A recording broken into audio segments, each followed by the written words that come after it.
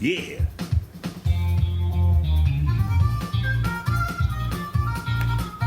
Ich liebe das, was ich in deinen Augen sehe. Wenn ich deine Lügen höre, würdest du sagen, dass ich ein Mann ohne feste Überzeugung bin, ein Mann, der nicht weiß, wie man einen Widerspruch verkauft. Du kommst und gehst, du kommst und gehst. Komm, Chameleon. Du kommst und gehst, du kommst und gehst. Liebe wäre einfach, wäre deine Farben, weil meine Trauma rot, gold und grün, rot, gold und grün. Wenn ich nicht jeden Tag deine Bossenwörter hören müsste. Und du wirst noch mal süß, ich hörte dich sagen, dass meine Liebe wie eine Süß sei. Wir werden uns festhalten, es zähle lieber stark, wenn du gehst. Bist du für immer fort, du hältst mich hin, du hältst mich hin. Chameleon, du kommst und gehst, du kommst und gehst. Lieben wäre einfach, wäre dir Farben wieder mein Trauma. Rot, gold und grün, rot, gold und grün. Jeder Tag ist wie ein Überlebenskampf. Du bist mein Geliebter, nicht mein Rival. Jeder Tag ist wie ein Überlebenskampf. Du bist das Geliebter, nicht mein Rival. Ich bin ein Maono. Instrumental. Ich bin ein Mann, ohne feste Überzeugung, ein Mann, der nicht weiß, wie man einen Widerspruch verkauft. Du kommst und gehst, du kommst und gehst. Chameleon, du kommst und gehst, du kommst und gehst. Liebe wäre einfach, wäre dir Farben wie meine Trauma, rot, gold und grün, rot, gold und grün. Chameleon, du kommst und gehst, du kommst und gehst. Liebe wäre einfach deine Farbe wie mein Trauma, rot, gold und grün, rot, gold und grün. Chameleon, du kommst und gehst, du kommst und gehst. Liebe wäre einfach deine Farbe wie meine Trauma, rot, gold und grün, rot, gold und grün. Chameleon. Boy George, Boy George, Boy George, Boy George, who famously chained a fella to a radiator for 4 days and got 15 months in jail. If you haven't heard it, I haven't heard it, and I'm definitely. I don't wanna. I mean, I don't believe in this thing of someone makes some terrible song and it's like dangerous or whatever, because it's not. But apparently, Boy George made his Holocaust denial disco song with what they call AI, with machine learning, instant Fruity Loops. So I don't know if he's even singing on it or whether it's an AI. Maybe Boy you got George a computer do it to voice. sort of like offset any kind of Yeah. responsibility. Sort of. Yeah. I don't know. So he's put this wild single out, and apparently all of his friends in the gay scene are going, what's going on, Boy George? Boy George, we thought we needed to commemorate this event through the wonderful medium of song. Yeah, you know what I mean. I know it's like whatever. No one's supposed to comment on like all the people being murdered, but like when we are quite literally in a climate apocalypse, which is caused by burning loads of oil, I think I'm entitled to an opinion. Thank you very much. Well, it's not an opinion. Yeah, it's a statement you of know what I fact, mean? No, I'm isn't it? entitled to, like, say, yes, this does actually concern me because I also have to inhabit this planet. Gee, I wonder if it's really hot because everyone's constantly dropping the equivalent of, like, 8 Hiroshimas on a patch of land that is smaller than the Isle of Wight. That's about sort of like, I don't know, if you got in a plane now, you could get there in about 3 hours. So, I mean, that sounds like it's kind of next door. I mean, it's definitely next door to sort of like Greece and Italy. So, you know, I'm slightly confused about why, like, where there's a border, like over the border, like 2 minutes down the road, suddenly it's all different rules. I don't know, I'm sorry, but it's just nonsense that anyone is supporting anything that is causing this to happen. I mean, really, what? Have you noticed the heat yet? Is it uncomfortable enough for you yet? Boy George, his friends are all trying to figure out why Boy George has been doing Holocaust denial AI disco. Like heavy munition, imperial burning. Yeah, but I know why. To tell you why. Some people might make assumptions and leap towards like compromise, but no.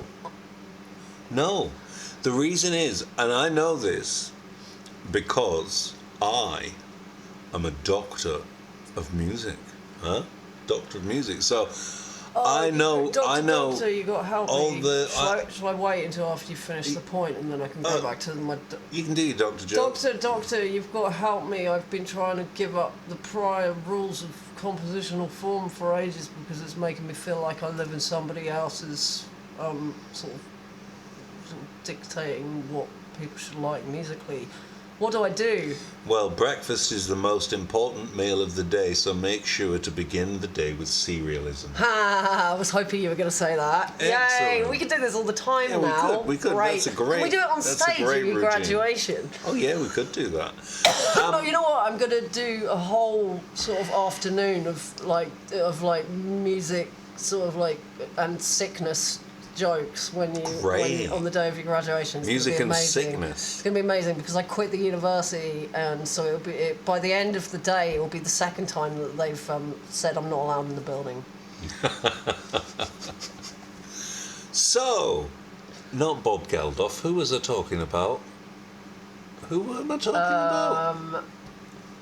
Who was I talking about? Can't remember. It's not Bob Geldof. I was thinking about how you could do another joke about one of these very niche sort of avant-garde music jokes Boy not George. landing well, and then it's just 4.5 BG. minutes of silence. Oh yeah, BG. That's why I got And you're really mixed up. happy about the Bob response. Geldof, Boy George. So Boy George, the reason why he's done this is, like I said, not because of any videos or anything, but just it's because of his work as a DJ and musicologist. Because Boy George's area of expertise in music, if you look at his work as a DJ, is Israeli folk music. It all goes. It's Israeli folk music. It's not Palestinian music. No. Israeli folk music. It's very distinctive. It sounds like this. The bass drum is the bass drum is sort of deep but clipped very short. High on the middle frequencies, and just a little bit of top end there. The hi-hat to identify the hi-hat in Israeli folk music, you will find a hi-hat that is very small, very concise, almost imperceptible as a waveform. You have to zoom in quite close to see that, like that, and you put them together and you get the classic sound of Israeli folk music, which Boy George is known for DJing. Here's a clip of Boy George DJing. You're going to hear him now beat match between two different pieces of Israeli folk music. Look out for the transition and how neatly he beat matches.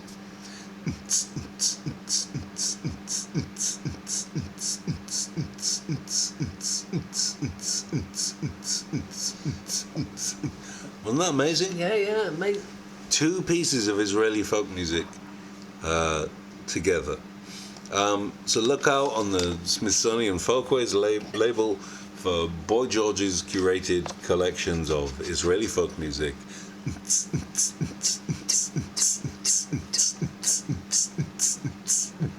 Coming soon, the ancient music of the biblical world, which Boy George is an expert in.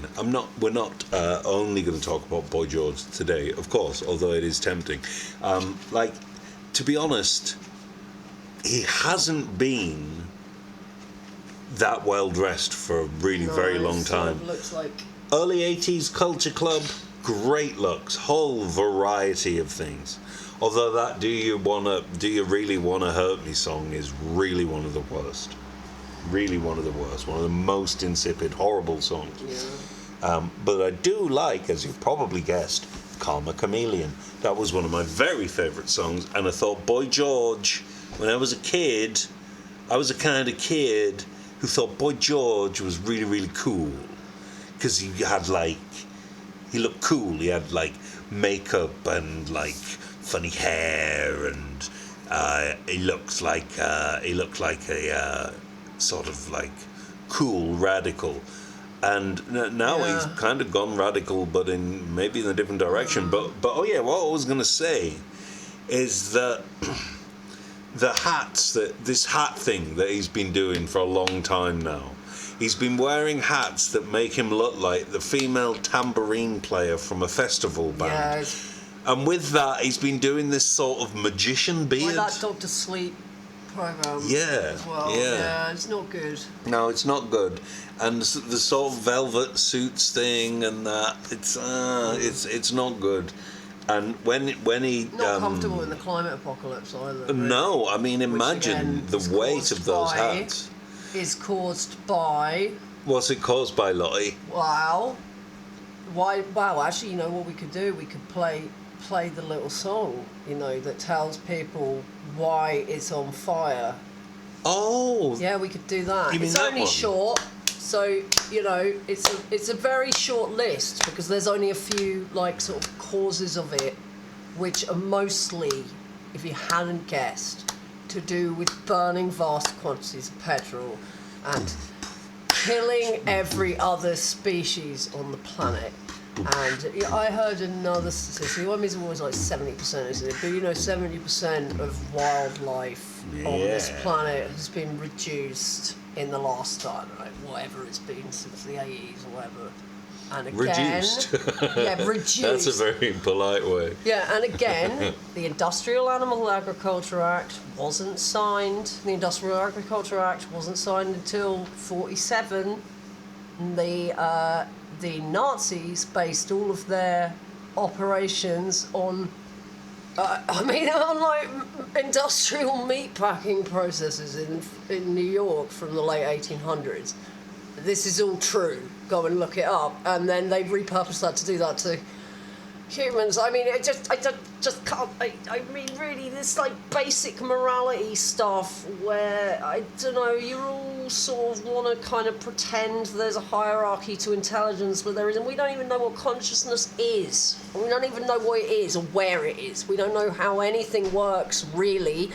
And you want to try and justify all this eating eating baby animals that have been it's just insane. You know what I mean? You've all got dogs. You all spend time with dogs. Do you really think that there's humans would be the only species on the planet that could think? I mean, in terms of recent breakthroughs, in terms of people who study whale language, they've recently found that whale language is one of the most complex human languages, like Czech or something, which takes 5 years to get to even a basic level.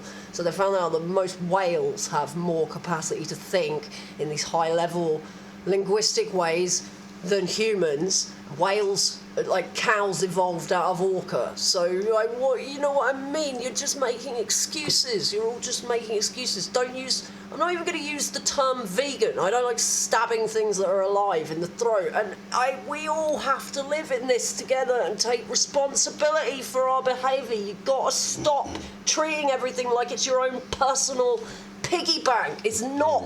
It's not. And what we need to do now is basically try the best we can to stop it getting worse. Don't eat dead animals. Don't eat lactates. Like, you know what I mean? Like, you don't need to do this. This is modern. It's new.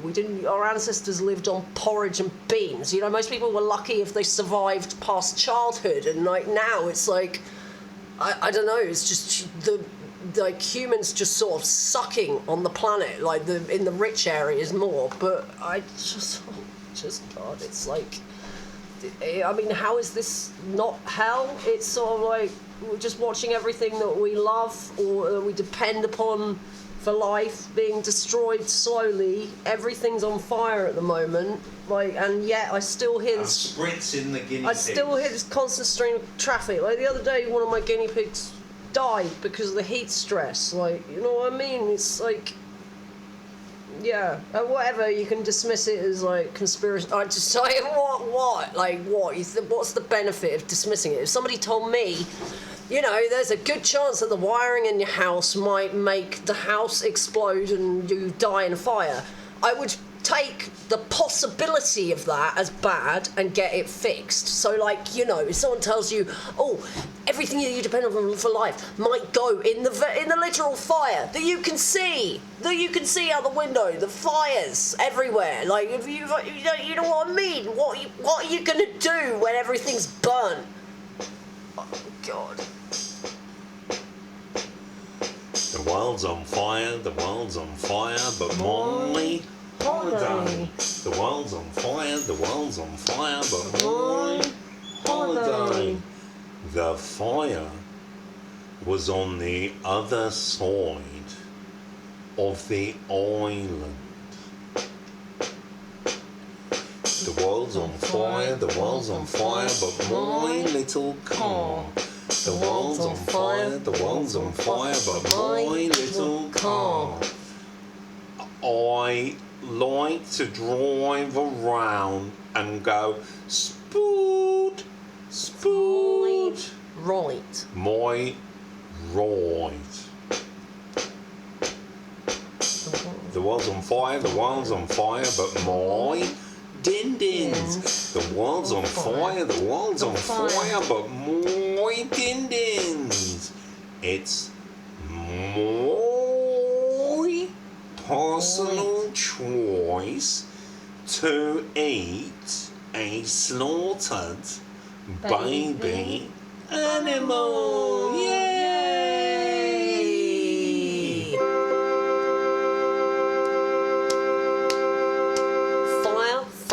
Fire,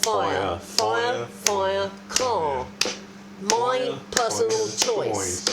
My personal choice. Fire, my personal choice. Other side of the island. It'd just be so nice to get away, you know. It's been really difficult. It's just been busy at work and with the kids, and you know, we're going up to holidays and I've got to go away. Oh, it's just so stressful.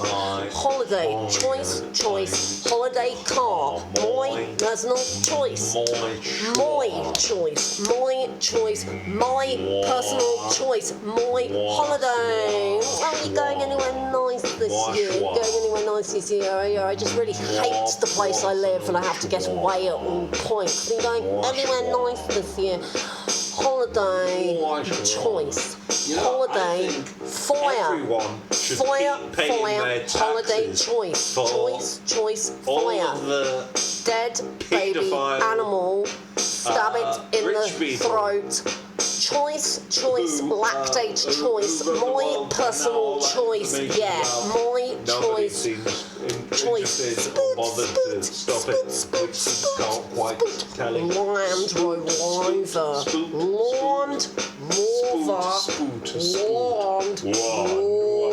Yeah, I gotta drive about on the Land around in my Land Rover. Yeah, I'm an explorer and I'm driving about on the road in like a 4x4 for some reason, even though I only ever drive on the road. Yeah. We're in the back sort of like whatever woods of some sort of far like ish away thing that you got like weird colonial fetishism about. My personal choice.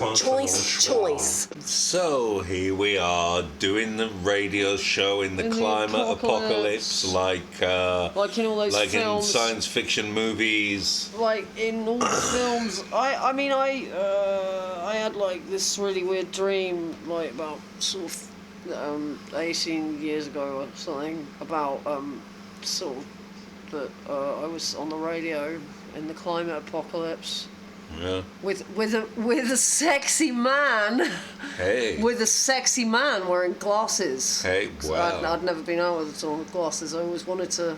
Sounds I always to wanted me. to find someone with like thick rimmed glasses and a good knowledge of literature and serialism and avant-garde music. This is very romantic. I don't know if the listener will be able to tolerate this, but you know, I don't really care anymore. No. But yeah, really, like it's that, true. It's true so, love, you know, dear it's listener. my dream. Nearly it came 10 true. years. It's very nice. We also moved to Bristol, and it was had a horrible time in it, and also the others. No, we weren't having a horrible time, but there was an apocalypse going on in the dream. And then. Well, what it was just starting then, happened? but it always feels slightly like the apocalypse in Bristol. Yeah. So I think maybe the dream was telling me sort of about all this, but also don't expect too much from the council. They really aren't going to bother. No. Because we had the romantic moment, we should do. Sorry, I've forgotten what we were talking about. That's okay. What were we Well, I think we should do a. being on the radio in the end times. Yeah, that was weird. I think we should dreamt do- that we'd be doing it, so I am following my dreams. Well, let's do a radio kiss, which is not us kissing, No. but let's make some disgusting Foley sound, like David Boreanaz is kissing Sarah Michelle Gellar. Some disgusting Foley sound. This is how they kiss in Hollywood movies and presumably on the Archers.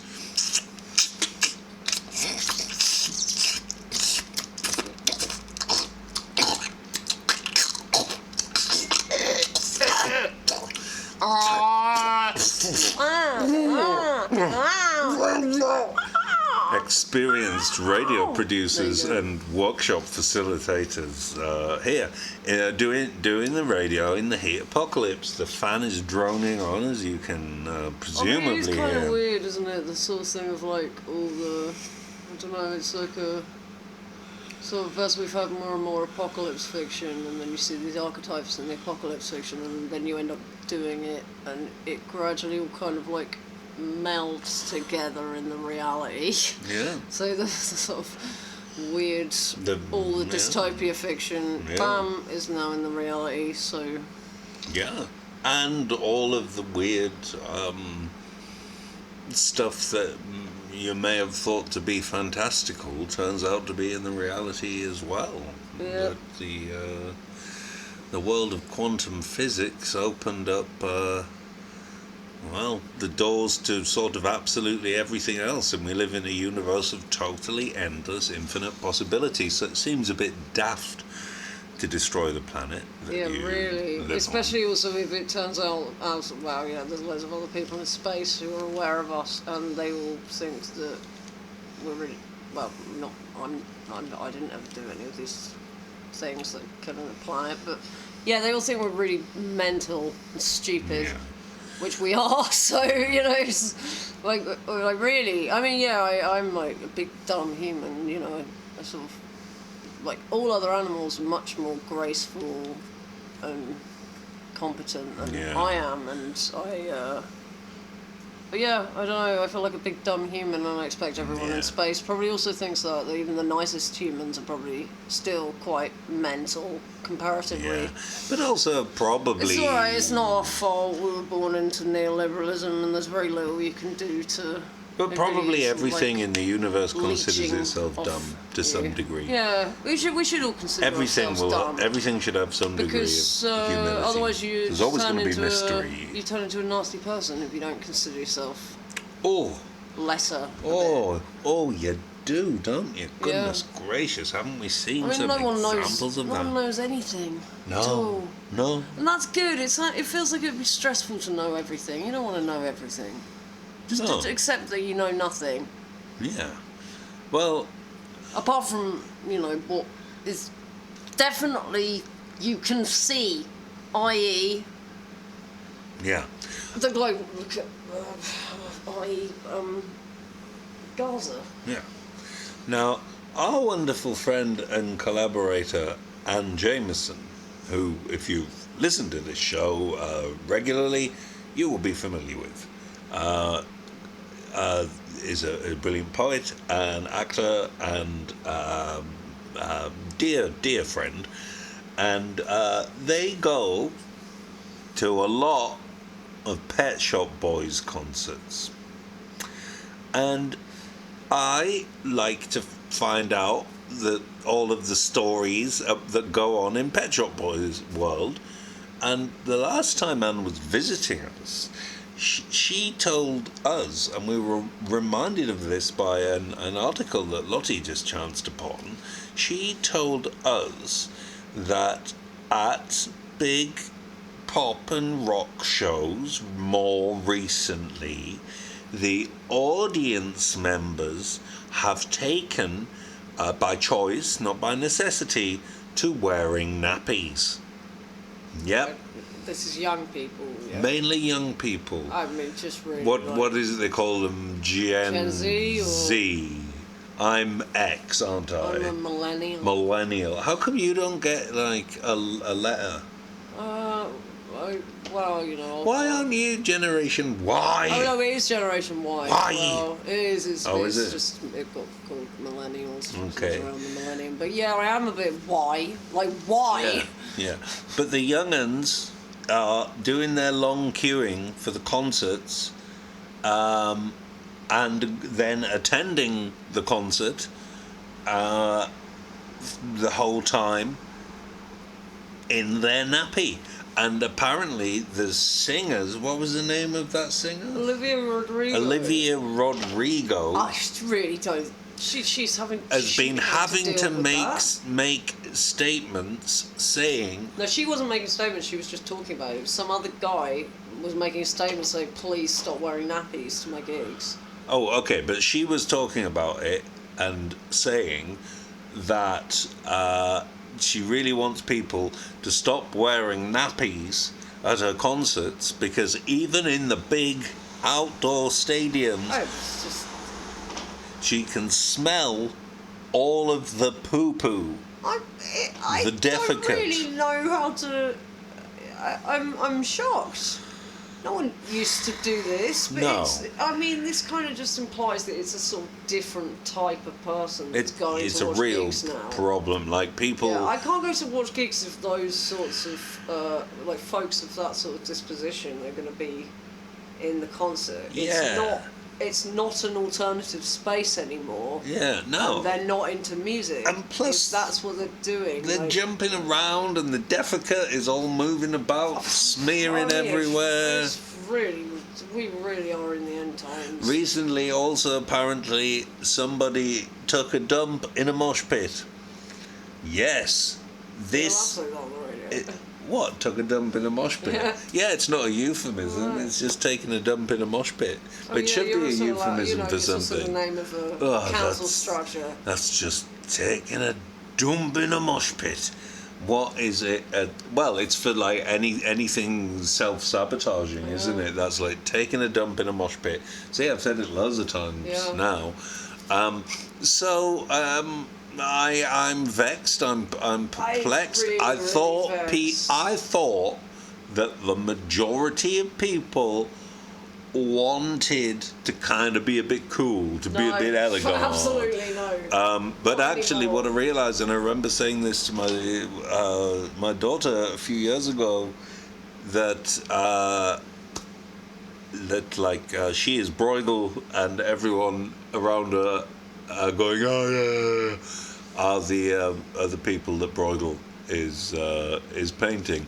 And now I know that everyone is going to pop concerts in Their their feces. in their nappies, smothered in their feces and urine. I was going to say urinate then. I have played more gigs than I can count.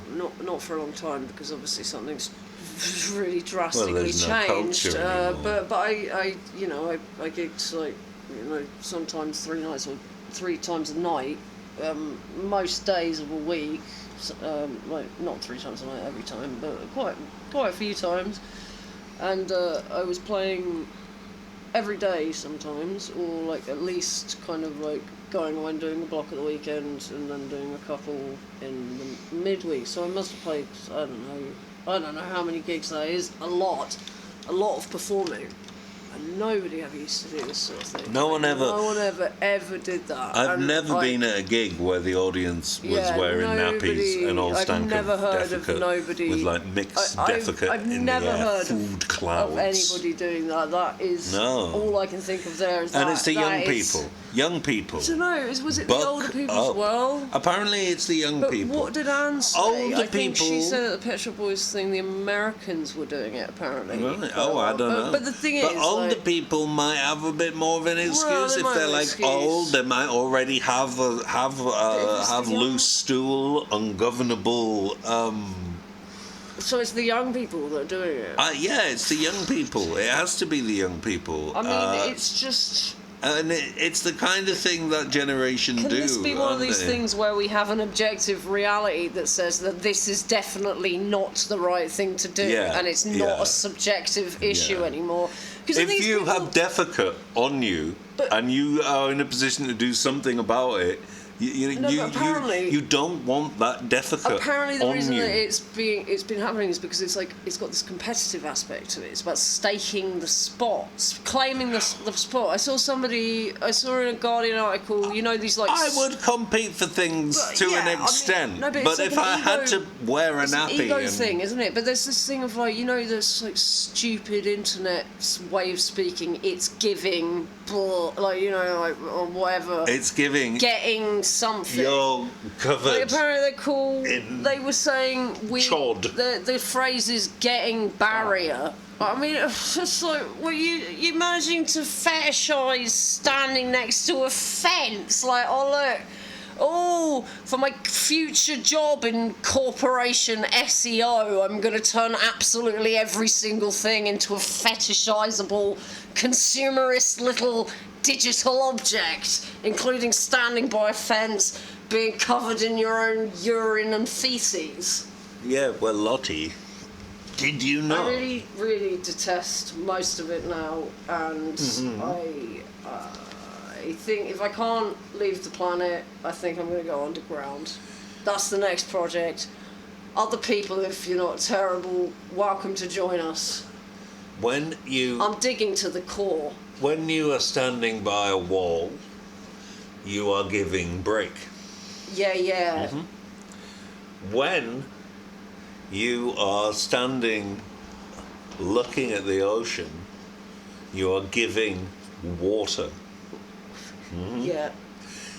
When you are sitting on the toilet, it means you're not wearing a nappy for the concert and you've done okay and you're doing fine in my book. Kids, if you don't need to wear a nappy, never wear a nappy. It really isn't. I have never worn a nappy. aspirational. I'm 46 years old. I'm glad to say that my health has maintained itself to the point where I've never had to wear a nappy. Is this a result of people playing video games? You do hear about stuff like people. Do they just do that? What? No. Do they put a nappy on to play the I've video read game? some horror stories about like people who've gotten very into various sort of multiplayer games or whatever. And they sit with their nappy But I mean, on it'll be and- that generation getting older and going to concerts now, won't it? Yeah. So it's a totally, I don't know, just like it's all, like, your brain's all been ruined. Seek help now. Yeah. You don't want to make... I mean, we're just like, I don't know how we're going to get out of this one as a No. species. I think that's it, really.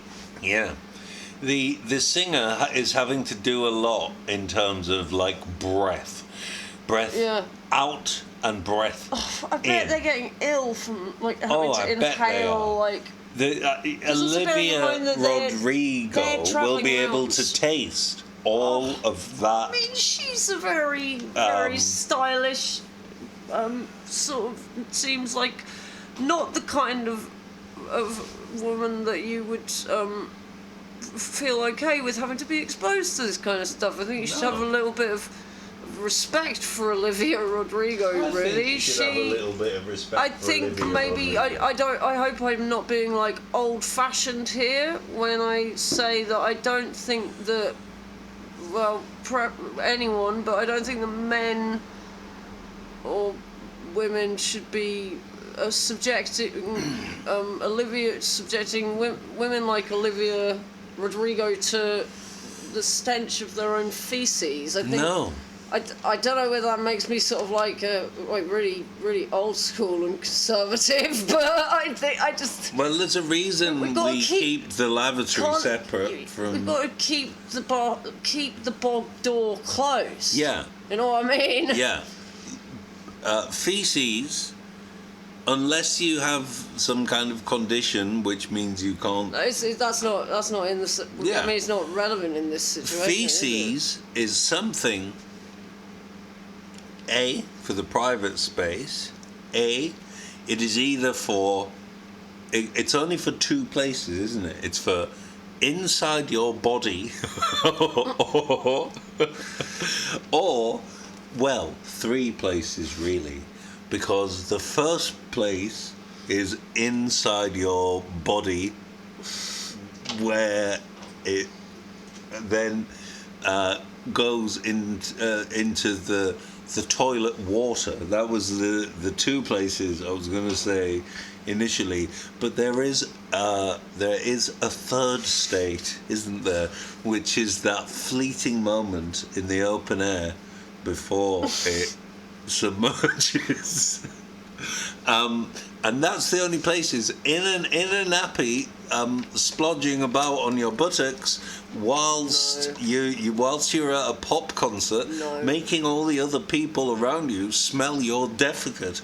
Is that? I mean, would Cary Grant do that? I mean, really, no. No. I mean, absolutely. Cary Grant would not do that. Everyone needs to try and be a bit more Cary Grant. Apparently, a lot of teachers are saying that children are going into school and none of them know how to use the sort of toilet system. Yeah. And apparently, I was watching a thing. All of the children who were like 9 and 10 all wear nappies a now. lot of people, and then That's on you, parents. Apparently, there's another thing of like I was watching teachers talking about Gen Alpha and some older ones, but just saying that they're all like just completely mental. Yeah. They're like they can't function at all. Like they're like screaming without their phones. Yeah. And, like, just like.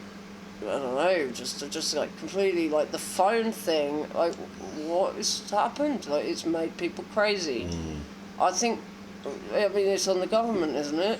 Like, we're all supposed to be doing this for like work function. It's making it so that people like, like young kids going into school don't know their parents' names or the name of the town they're in, or like can't sort of. I don't know, just can't do like really basic things because the phone has like destroyed them. Like, yeah, and do you think some of them are like they're like 10 and they're still using their nappy, and when they're like 15, they're just like, well, this is just how we roll, and I mean for. It sort of changes the visual image of like intimate situations and stuff, doesn't it? I mean, I don't know. Maybe it's for the best if humanity doesn't find itself attractive anymore, and we just sort of knock it on the head for a few years. Yeah, well, I think maybe just have a break in the everything, including a nice little pause. We'll just go have a little. Yeah.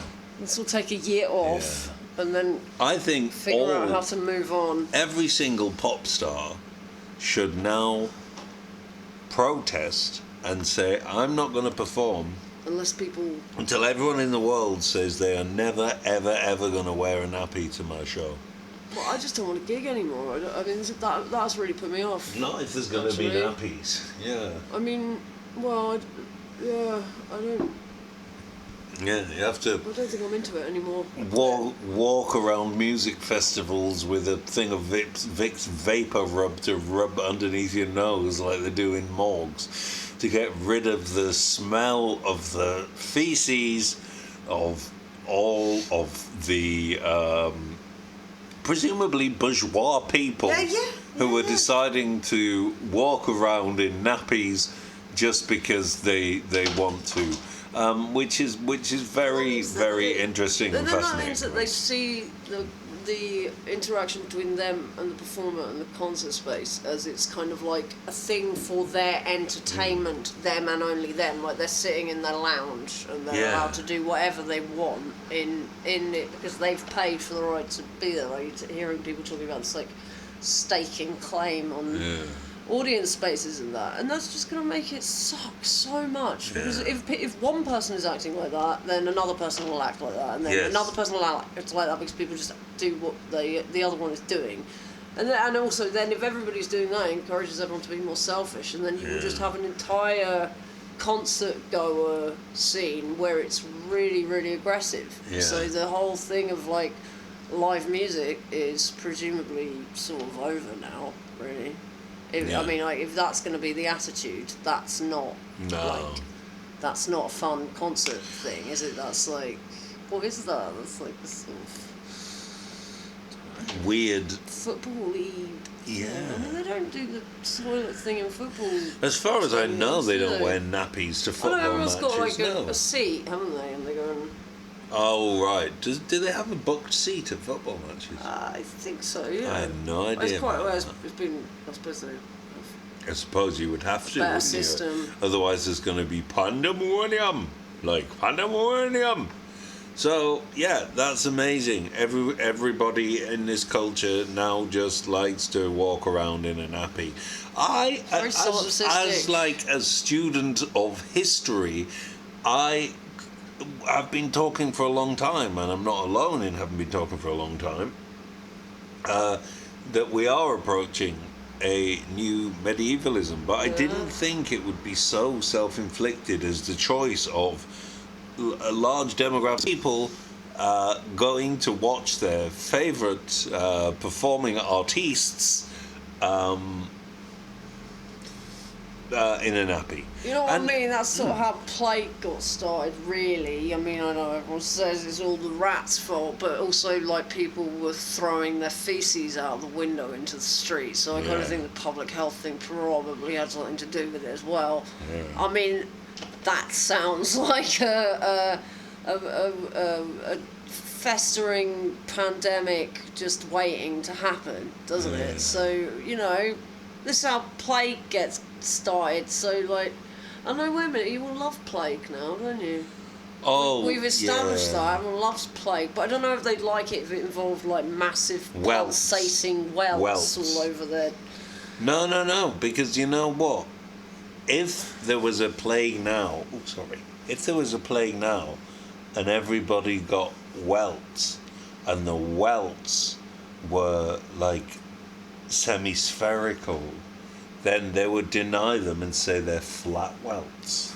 Yeah, that's true. Flat welts. Oh yeah, it's all got some sort of plague. Sure was your if we had a flat plague welts where it really disfigured everyone, I expect there'd be quite a lot of vaccine uptake then. I think there may well be. If it was something that really, really messed up your face, like, you know, like proper sort of smallpox. Well, there wasn't a lot of anti-vax going on during the smallpox time, were there? Not a lot of people wanted smallpox, but hey, people will insist on being stupid. Sorry, I'm so cynical. I can't help it anymore. But you can, of course, understand why nobody trusts the government. You can understand why nobody trusts the medical system. I don't trust anyone, but you know, vaccines. I don't trust anyone. You know, getting rid of smallpox. You've seen the images.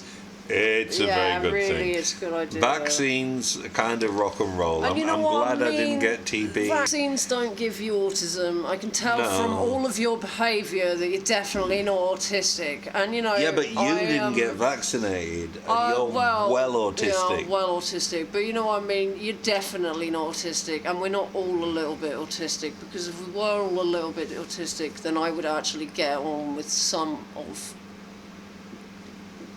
the humans, yeah. which I don't. And I have only ever actually been really nice to people. I have actually only ever sort of like tried to be friends with people, and they've just been so consistently horrible. Oh, that's the experience of most autistic they've people. just been so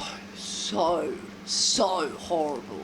Like just bullying, and people trying to kill you, and they're like, just like, and you know, loads of horrible things. And you never get justice.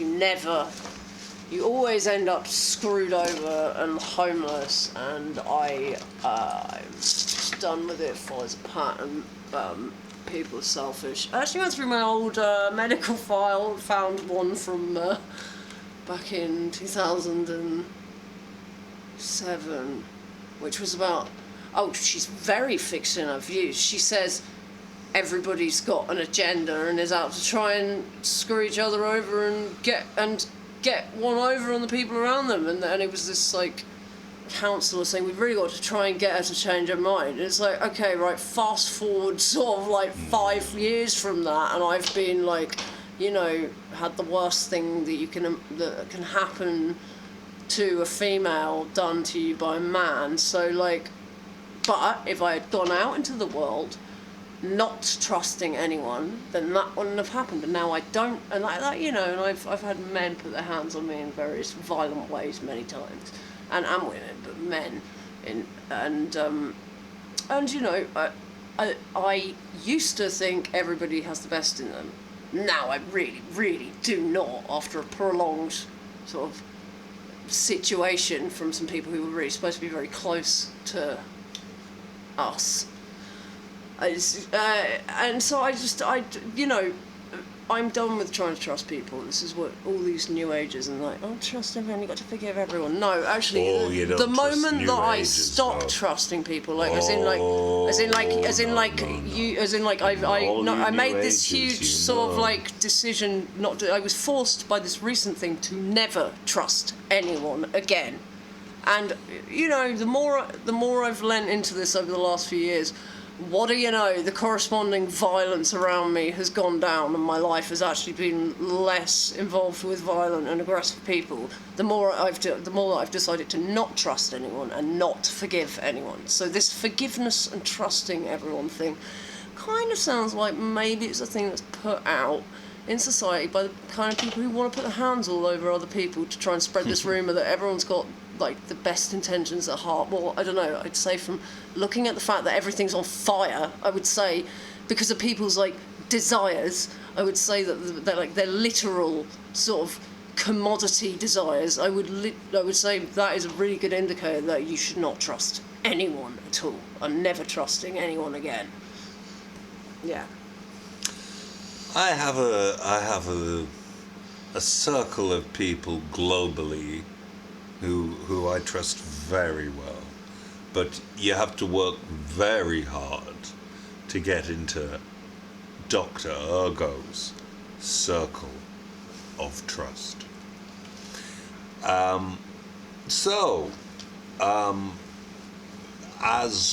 If you've been listening to our Magic Funtime shows here on Sound Art Radio over the past couple of months, I guess, we have been taking, haven't we, Lottie, quite a few visits to the theatre to experience amazing musicals and operas and things like that, like live at the Met. And today we're going we're not transmitting from the Met, but we are transmitting, in fact, we're just hooking up now is all the tech set up and ready. I think we're ready to go. We're going to be broadcasting live from the University of Cambridge with a new work for music theatre, which is called the Cambridge Companion to HipHop, the musical. Yes, it's all your favorite passages from the ur-text of the corpus of hip-hop scholarship. And we're delighted to present live now from the University of Cambridge, and maybe featuring a footlight or two. Who knows? So there might be a future star in there, stage and screen. Here we go. Here is the Cambridge Companion to Hip Hop, the musical. Give it up. Yo, give it up. It's the Cambridge Companion to Hip Hop, the musical.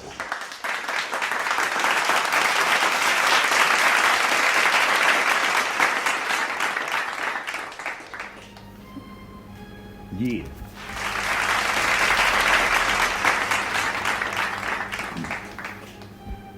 It has been more than 35 years since the first commercial recordings of hip-hop music were made. This companion, written by renowned scholars and industry professionals, reflects the passion and scholarly activity occurring in the new generation of hip-hop studies. It covers a diverse range of case studies, from nerdcore hip-hop to instrumental hip-hop to the role of rappers in the Obama campaign, from countries including Senegal, Japan, Germany, Cuba, and the UK. Yeah, give it up. Cambridge Companion to Hip Hop. The Cambridge Companion to Hip Hop, yeah. Cambridge Companion to Hip Hop. Yeah, chapters provide an overview of the 4 elements of hip-hop: MCing, DJing, breakdancing or breaking, and graffiti. In addition to key topics such as religion, theater, film, gender, and politics. Intended for students, scholars, and the most serious of hip-hop heads. Cambridge Companion to Hip Hop. Yeah, Cambridge Companion to Hip Hop. Give it up, Cambridge Companion to Hip Hop. This collection incorporates methods in studying hip-hop flow, as well as the musical analysis of hip-hop, and methods from linguistics, political science, gender, and film studies, to provide exciting new perspectives on this rapidly developing field. Yeah, give it up. Cambridge Companion to Hip Hop. Cambridge Companion to Hip Hop, yeah. Yeah, give it up for Kyle Adams, Regina Ann Bradley, Richard Bramwell, Brennan Reinhardt, Burke, Christopher Diaz, Mike DeErico, Sujata Fernandez, Travis Algoza, Katia Falkenberg, Hanson, Jeff Harkness, Anthony Quinn Harrison, Adam Howe, Michael P. Jeffries, Imana Kai Johnson, Lauren Kajiukawa, Oliver Coutney, Noriko Manabe, Ivan Miller, Ali Coley Neff, Nicole Hodges Persley, Alyssa Price Styles, Amanda Sewell, Chris Tabon, Christina Zanfaga, and on the decks, Dr. Justin A. Williams. Yeah, give it up.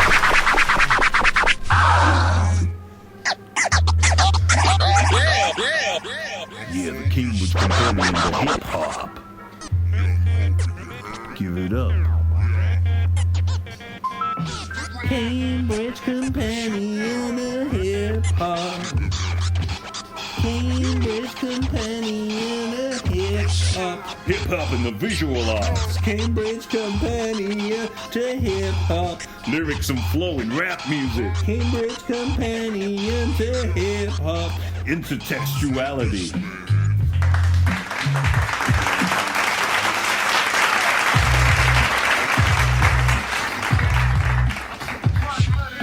The music I hear, but my contract is cycle. Different type of song, a control pattern repeats. Every measure over this pitch elements of the beat also repeat every measure or every 2 or 4 bars of the elements. Scratches, samples, and synthesize so forth might come and go throughout the song, but they are dispensable. The character of the song would remain intact even if they were removed. Yeah. The repetitive beat stays relatively unchanged, at least throughout the force of the song. If there are changes to the musical layers in the chorus, then the verses and chorus form a larger repetitive cycle, as they do in many other song genres. Thus, while many rap songs contain familiar harmonies as part of their underlying beats, those harmonies rarely participate in harmonic progression. Yeah.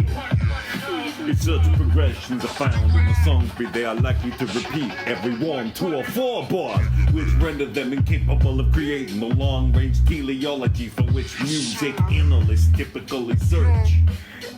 Yeah, give it up. With hip-hop analytical techniques such as Roman numeral analysis and Schenkerian voice leading graphs, therefore enabled to do the job that was designed for, to reveal the inner workings of a large-scale pitch structure as it develops over the course of an entire work. Likewise, text music and semiotic approaches, which depend on showing how text and music work together to create directed narratives, also often find themselves unable to uncover meaningful correspondences in hip-hop. Although such narratives are often present in the lyrics, the fact that they unfold over a circular beat makes it difficult to establish any but the most superficial expressive connections between beat and lyrics. Yes. Rappers and producers may work together to ensure a certain amount of effective conformity between the two elements, but the cyclical nature of the beat renders it incapable of mirroring long-range changes in the effective state of the lyrics. Oh, yeah! But the problems with applying traditional analysis to hip-hop run even deeper. From the early 1980s through the golden age of hip-hop, which ended around 1993.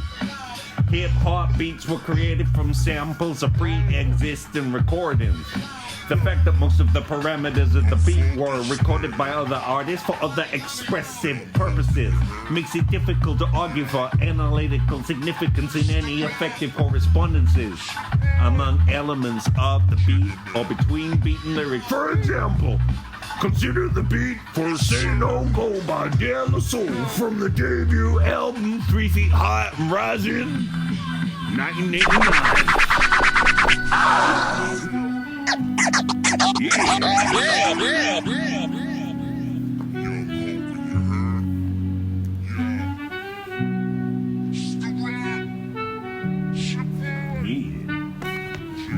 Give it up.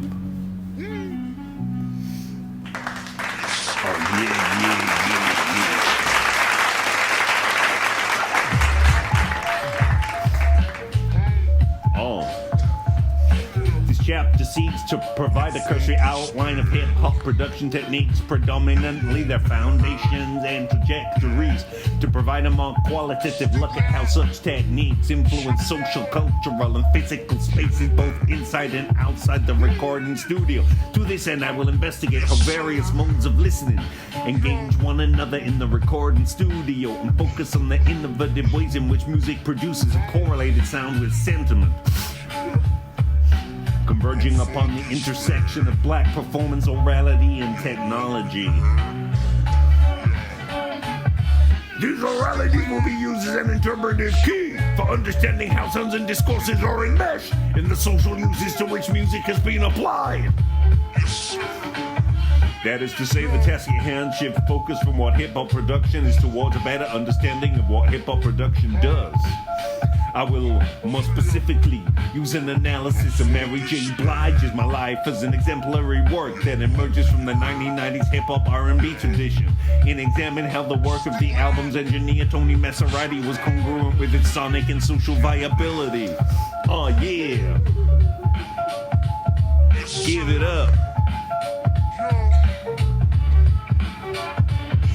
Yeah, the present work focuses particularly upon New York City as a central point of analysis, as well as the decade of 1989 and 1999, to argue that the repertoire of hip-hop music has been shaped by the discursive role of technology and by listening practices of audio engineers, producers, DJs, and audiences.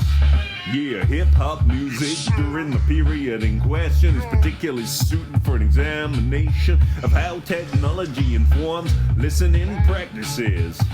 It is a genre that has been enabled by the exponential growth in music technologies during the 1980s and 1990s, aided by advances in digital sampling and drum machines. Hip-hop music technology grew in parallel to one another. New technology enabled different approaches to performing liveness in the studio. An artist and the needs also influence new technical advances. For example, Akai's MIDI Production Center MPC sampler had just been released in 1988, enabling playback of any sampled sound triggered by rubberized pads.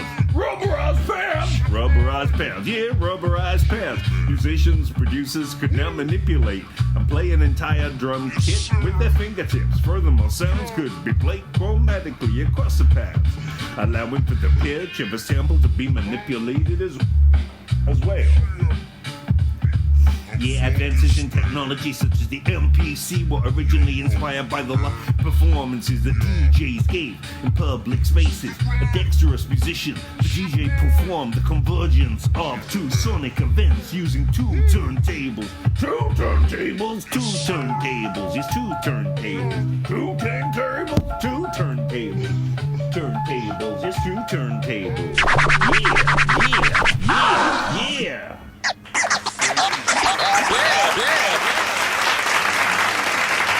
Give it up.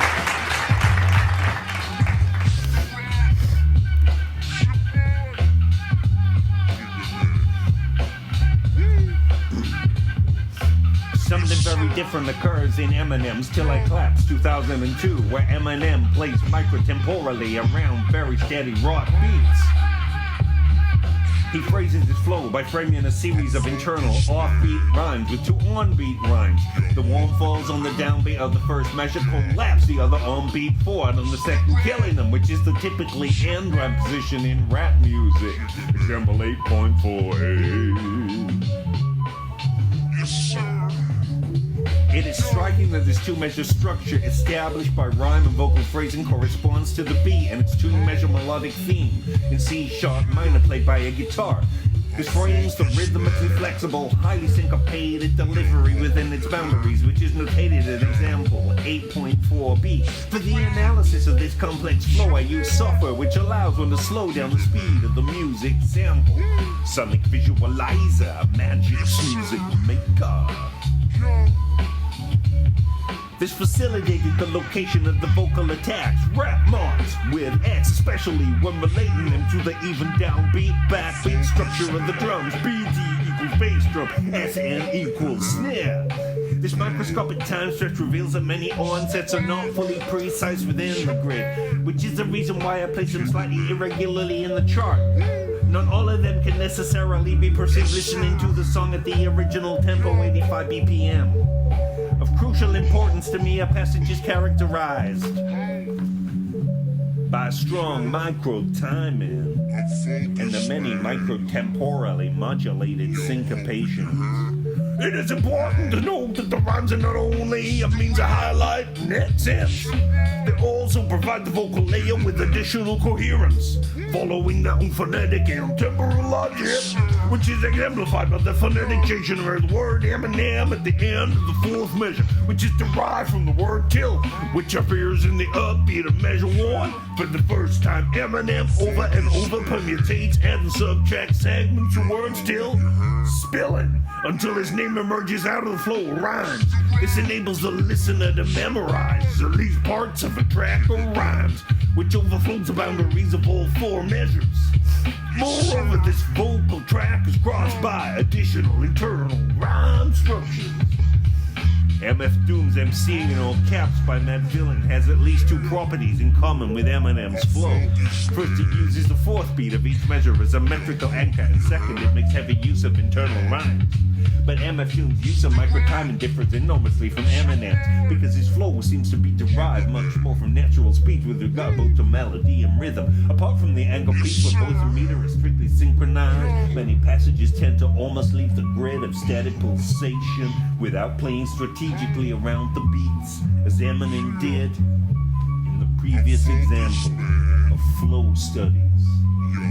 Give it up for flow studies.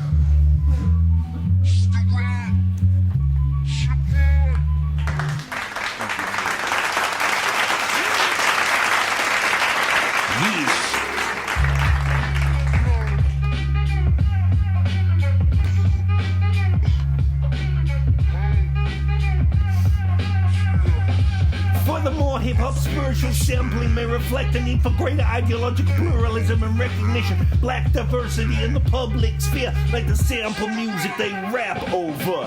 MCs and DJs express their religious views through a sonic collage, clips of fiery sermons and civil rights speeches, sipping some Jamaican-style black nationalist rhetoric, shouts out to Jesus, the subtle oratory of the Nation of Islam, all frequently interspersed with explicit lyrics. Yeah! It follows that rap music embodies the pluralism of current religious energies as well as the spiritual touchstones of hip-hop's exalted predecessors, the sweet testifyings of Marvin Gaye, Stevie Wonder's politicized preaching, the extraterrestrial transcendence of George Clinton, the meditative bedroom lamentations of Al Green, and Prince's performances of erotic deliverance. But it was game-bound shrieks with black power and hard-hitting funk grooves that would become the musical bedrock for early hip-hop in the late 1970s and 1980s, bringing with it strong black nationalist current informed by Nation of Islam documents and rhetorical practices. Yeah, the brand of Islam became the most widespread among early hip-hop MCs was the 5% Nation, an offshoot of the Nation of Islam founded by Clarence 39.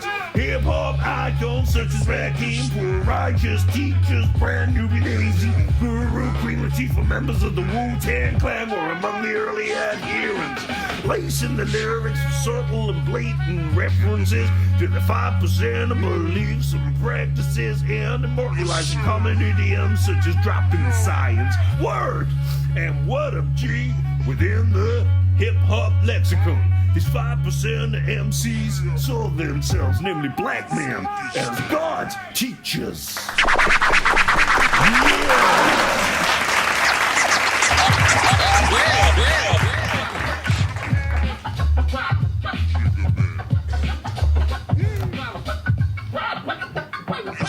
Other early representations of hip-hop theater's hybrid aesthetic are also reflected in the work of the late Iranian-born Reza Abdo's hip-hop Waltz of Eurydice. This performance piece borrowed from American radio shows, music games, video and classical theater text to expose the intersections of race, ethnicity, gender, and sexuality.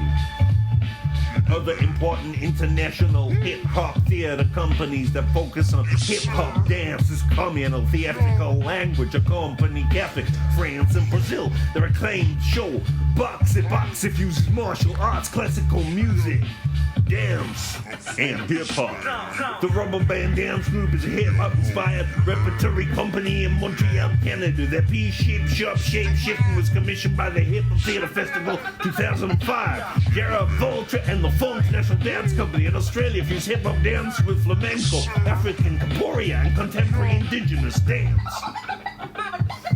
The project so collective in Korea is a group of b-boys who are considered some of the best dancers, teachers of b-boying in the world.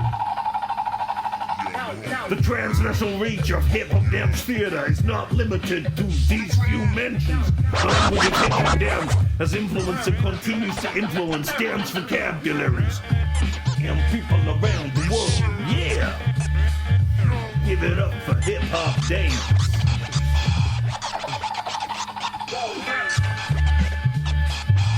Yeah!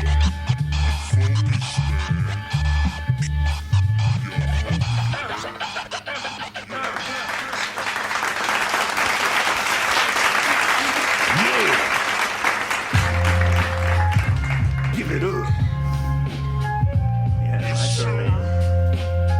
Yeah. Come on.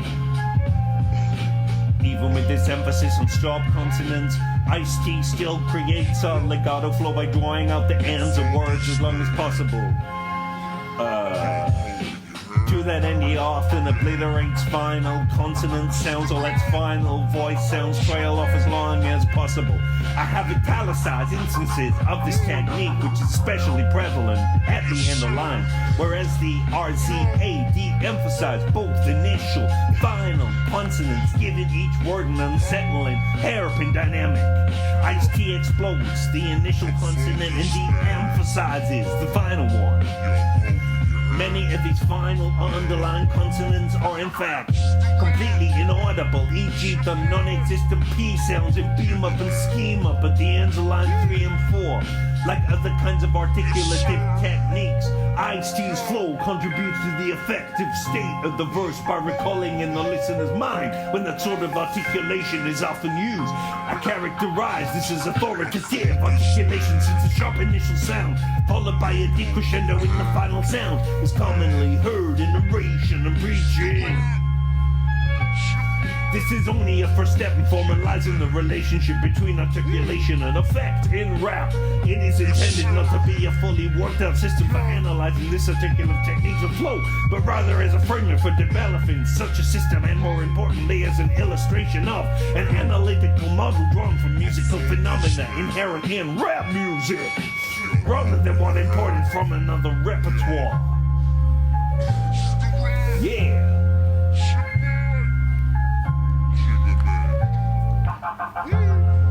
Yeah. Give it up for the Cambridge Companion to Hip-Hop, the musical. Yeah. Oh yeah. Come on. Give it up.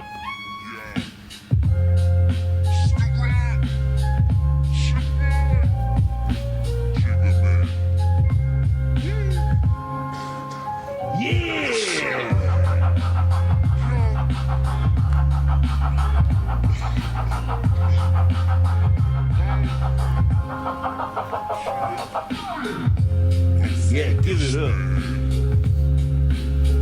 Edited by Justin A. Williams. Give it up for the Cambridge Companion to Hip-Hop. Oh, yeah.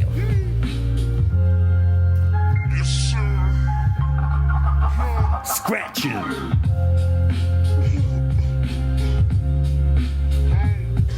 It is difficult. Scratching. Based on ideas from Walter Benjamin, he argues that the turntable is a repurposed object for creating meta music and thus not a musical instrument. Now, more than a decade later, few argue against classifying turntables as instruments, either if used as a solo instrument, as a backing instrument, or in general, for creating new music from existing recordings.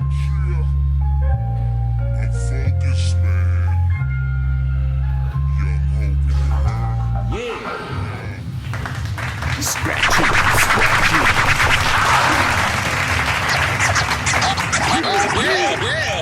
Scratching. Yeah, scratching. Scratch it up. Scratch it up.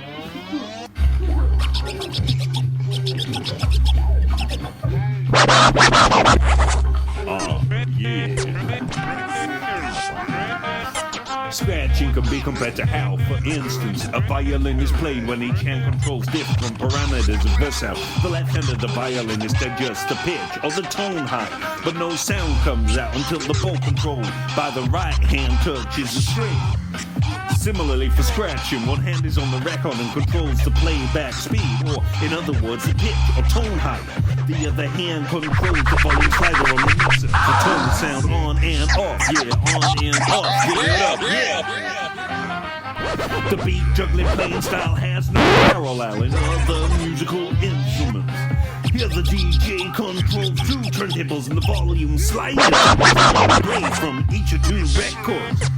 Let's give an example from DJ Steve D, one of the originators of the playing style, where two copies of an Eric B. and Rakim track with the lyrics, "This is how it should be done," a blatant alternation to create a new composition, while the DJ only needs one turntable. Strictly speaking, it is customary to use two turntables with an audio mixer placed in between to control the sound levels. Figure 4.1 shows a typical setup with the most important control as labeled. Turntables have pickup in the stylus, A that converts the movement in the reel into an electrical signal.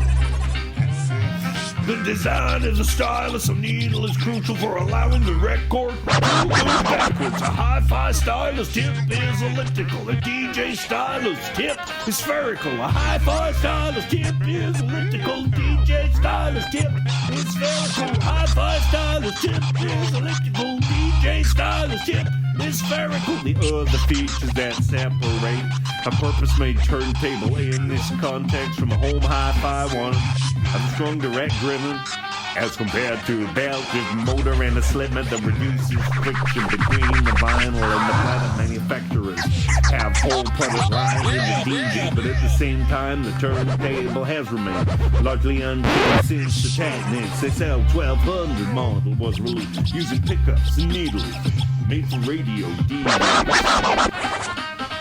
Hi-fi stylus tip is elliptical, DJ stylus tip is spherical. Hi-fi stylus tip is elliptical, DJ stylus tip is spherical. In contradiction, the audio mixer, which may seem to be of less importance, has undergone great changes often based on ad hoc solutions by electronic savvy DJs.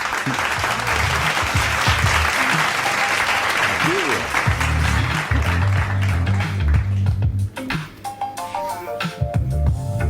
Yet, considering the extent to which hip-hop has been represented and discussed in both the academy and everyday discourses of culture, it is surprising that the research methodology traditionally most associated with the study of culture has been utilized so sparingly within the history of hip-hop scholarship.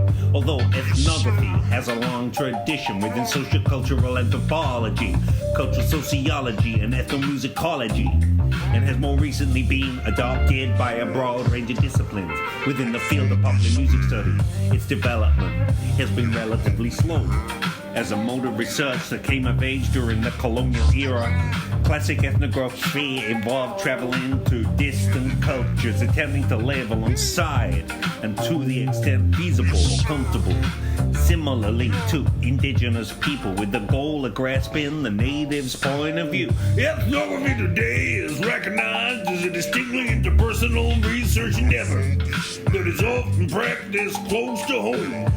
Thus, the ethnographer's ability to live identically to community members and to be recognized as a member to the point where daily life proceeds as if she were not there is generally increased, specifically impacted by particulars relating to both her identity and the boundary maintaining measures of the community she aspires to conduct research within.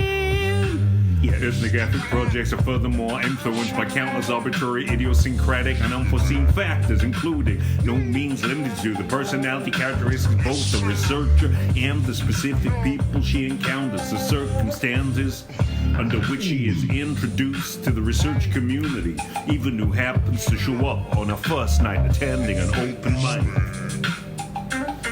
With these revelations at the fore, contemporary ethnography developed into a highly self-conscious research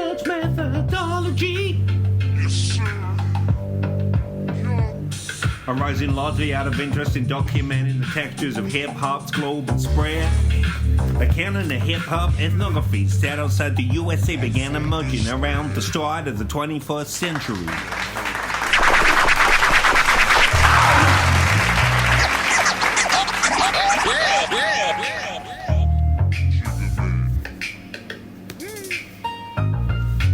Following week when I arrived at the Rockin' Jab a couple of hours early to enjoy the pre-open mic music and get caught up on field note writing. 3.5 pages into my work, I was pleasantly interrupted by one of the standout MCs from the week before. Lord Top Ramen, large, loud, bodacious, freestyle rhymer who dominated just about every open mic or rhyming cipher I ever saw him in. And I saw him in many years. Although he had family ties back east within the Bay Area scene, Top R was known as a graffiti artist and MC from Santa Cruz who had made a name for himself. Or at least a reputation as a big white guy with dope rhymes. Or at least a reputation as a big white guy with dope rhymes.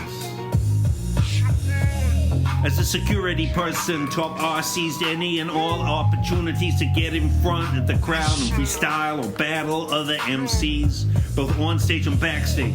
Having been in the Bay for less than a month, I knew none of this. What I did know from the previous week was Top R, a self-designated mic hog, rhymed longer and more frequently than anyone else, had a commanding presence and what?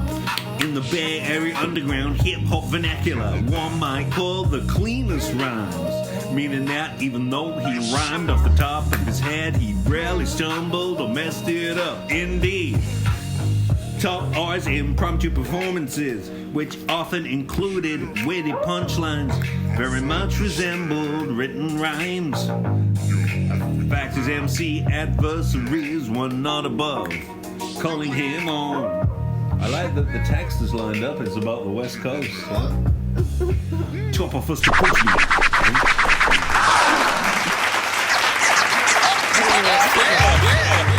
Yeah, here you go. Footnotes. Oh, yeah.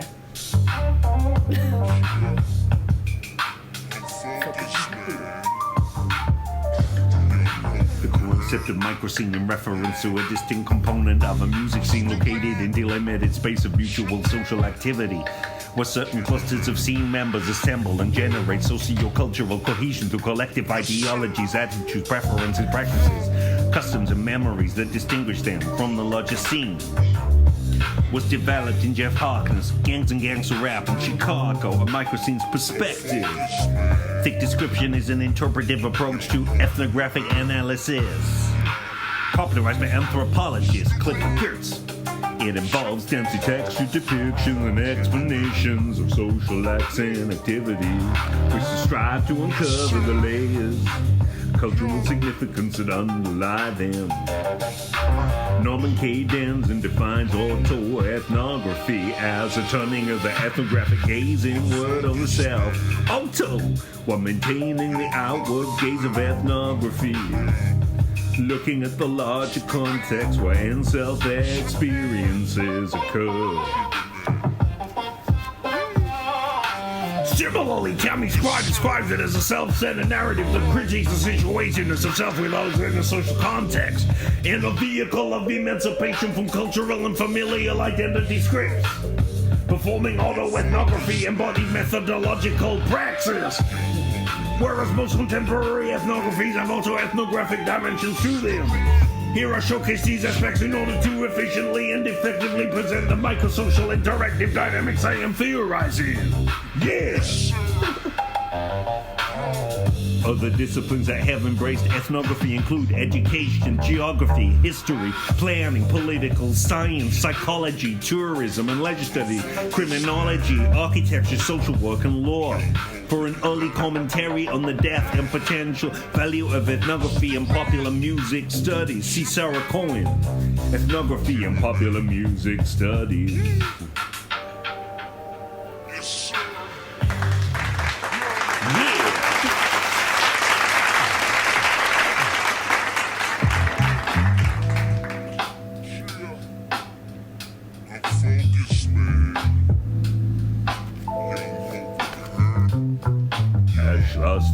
samples and making beats. Too much emphasis has been placed on political reasons of sampling, which may be linked to a disproportionate amount of emphasis placed on a quasi-academic location of specific sample sources. This is a feature of hip-hop heads or enthusiasts in production and fan communities.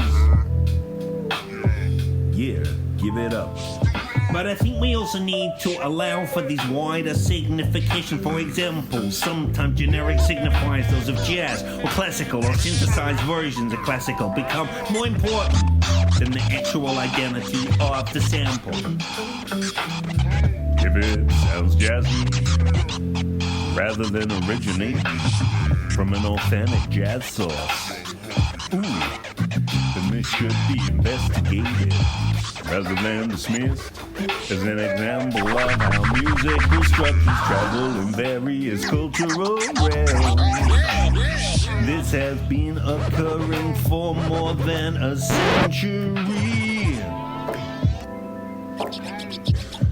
with the idiom of Hollywood film music and its romantic precursor.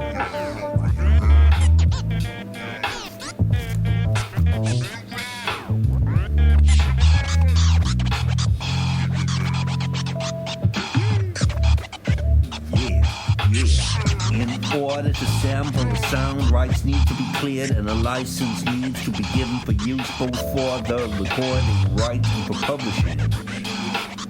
It is important here to draw the distinction between publishing fees and master recording or mechanical fees.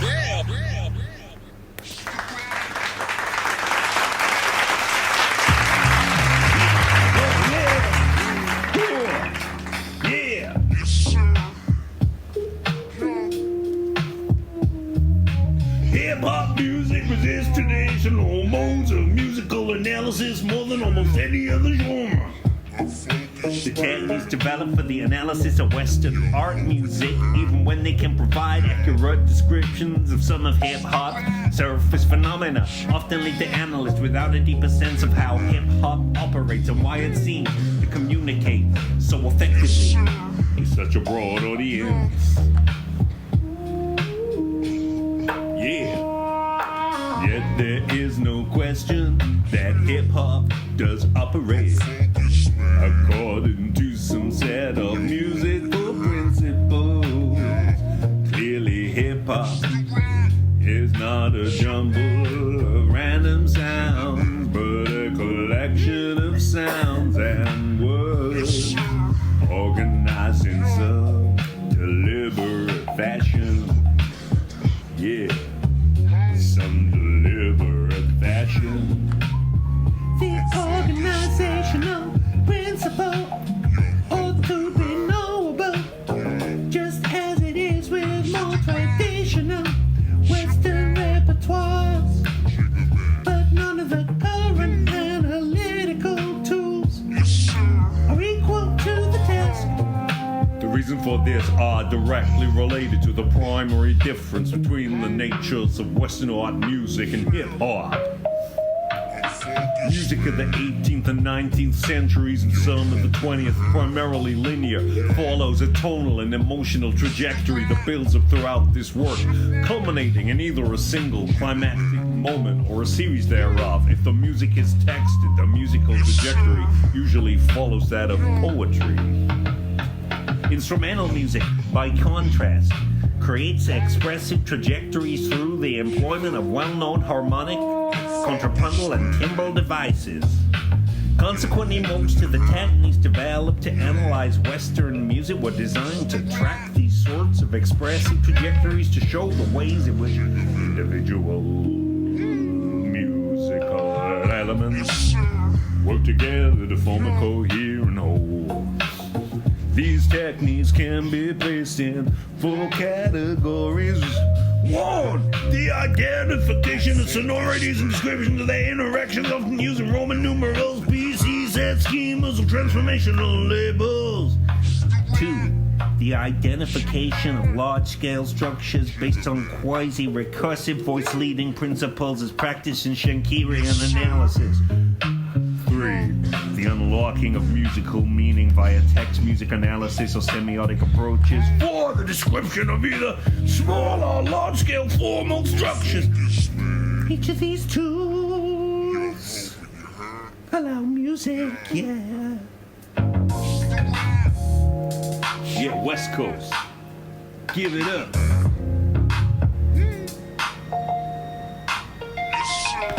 The hustler's mantra of getting money by any means necessary, as KRS-One argues while alluding to the famous Malcolm X slogan, might be considered the sixth element of hip-hop culture. He defines the street entrepreneur. Few seem to espouse their love of hip-hop more than KRS-One, yet he acknowledges that money is a core component of the culture. This should not be surprising. Smooth hustling, running game, getting over.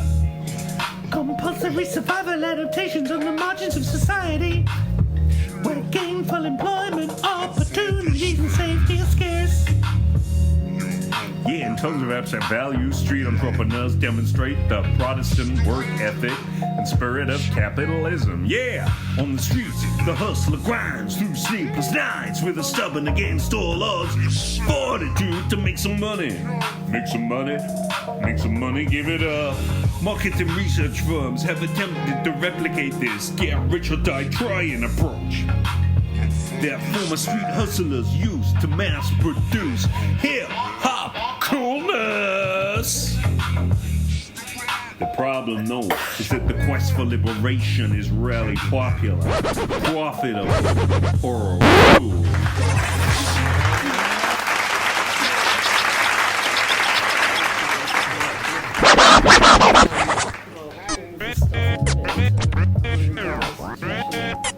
Yeah.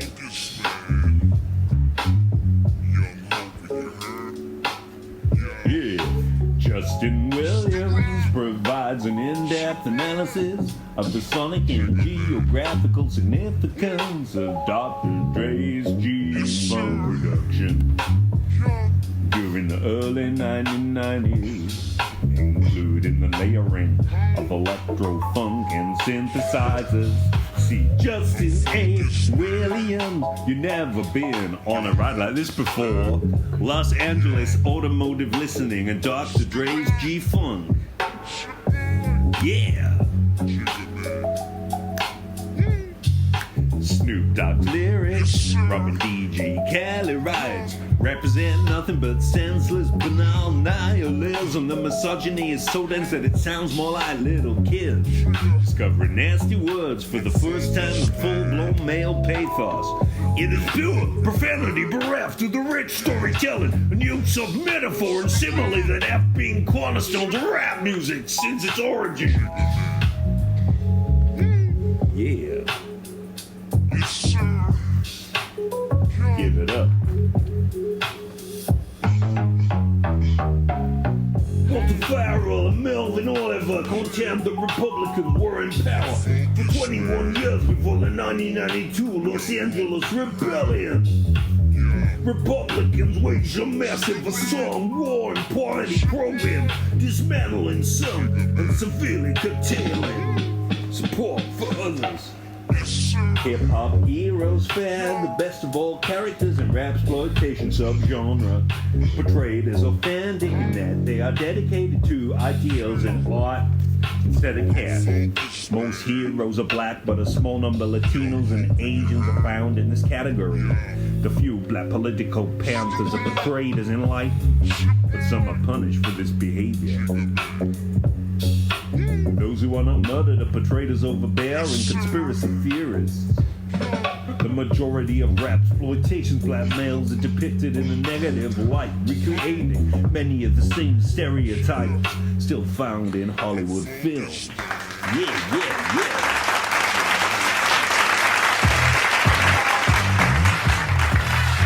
Oh, yeah!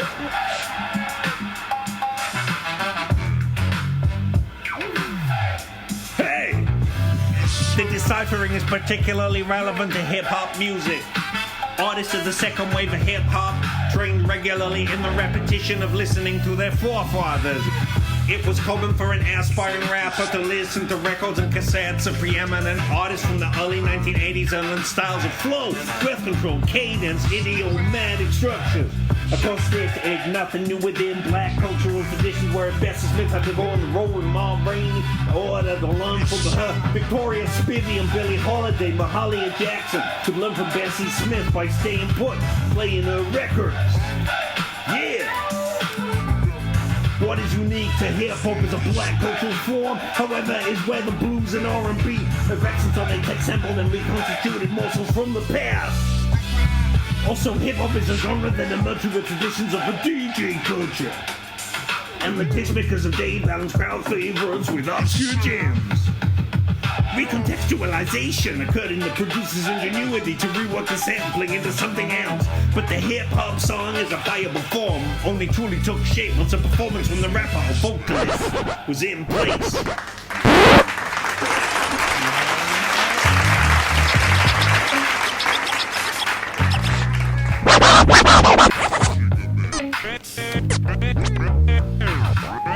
Other instances, textual signal borrowing in hip-hop could also include references and citations to earlier lyrics or using short snippets of dialogue that originate elsewhere. In the beat, this would include finally some popping, scratching, loopies, chopped up beats, as producers and rappers may use a sample as an opening phrase and proceed to chop the phrase for its basic beat using breakbeats that fall firmly within the breakbeat canon. Heavy collages of sound, the Bomb Squad DJ Shadow, sped up samples such as Kanye West through the wire. 2003, in addition, the sampling could be textually signaled if the borrowed fragment doesn't quite fit with the rest of the material. For example, being slightly out of tune with other elements of the duration of the sample does not fit any regular pattern, i.e. 4/8 measure pattern. These distinctions are important to make in light of the fact that on an abstract level everything is borrowed, a phrase that I myself borrow from an album title of the UK hip-hop group The Streets.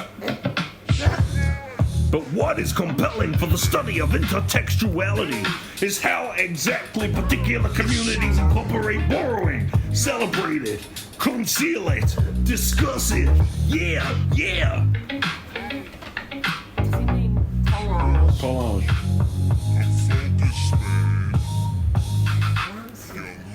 Wow.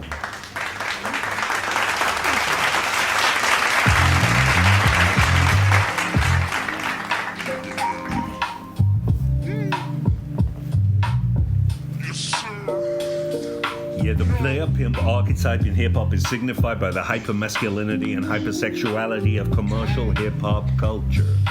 Yeah. Their braggadocio is embedded in their sexual skills and prowess.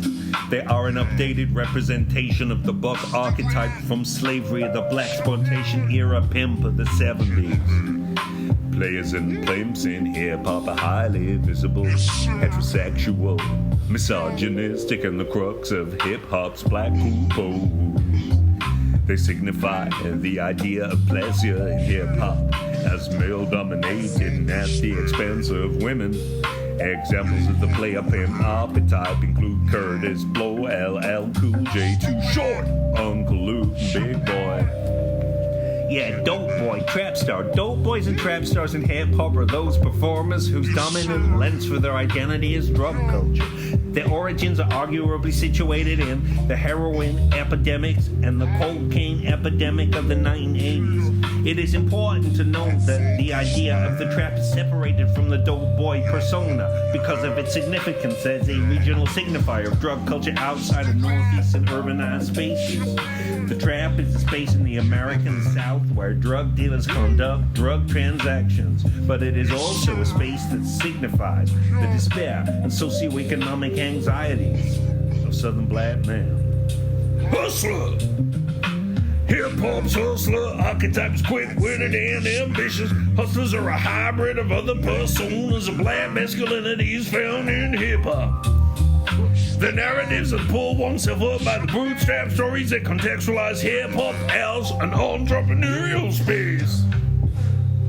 It is important to note that the narratives also have the possibility of being over-exaggerated to highlight the struggle and path to success.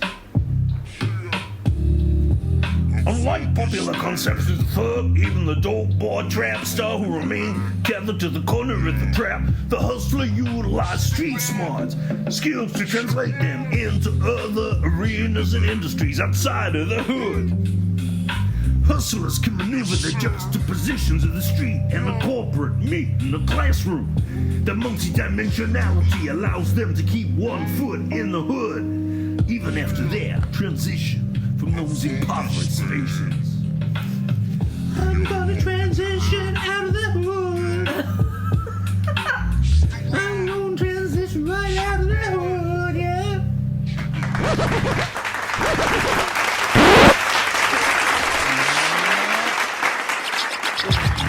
Figure 9.2 presents a similar graph.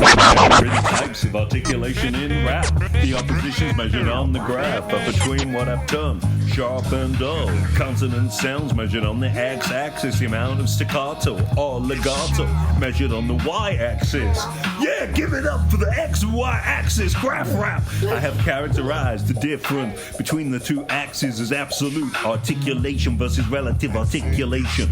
Absolute articulation refers to how much aspiration is behind the consonant, the extent to which air builds up in the oral cavity before the consonant is articulated. The sharp side of this axis has a high degree of emphasis on stop consonants, which involve complete closure of whatever articulators are involved. The lips, the tongue and teeth, the tongue and palate, etc. So that the air cannot escape, and a small burst of sound when the consonant is articulated. They are the bilabial, BMP, dental, TNT, and the Vela, back in the palace, Gunka. Additionally, on the sharp side, there is an emphasis on voiceless consonants and a tendency to change voice consonants into voiceless ones where possible. A rapper might change a gus sound into a cuh. Is it talking about diphthongs now? Is it like notating it? Is there a graph?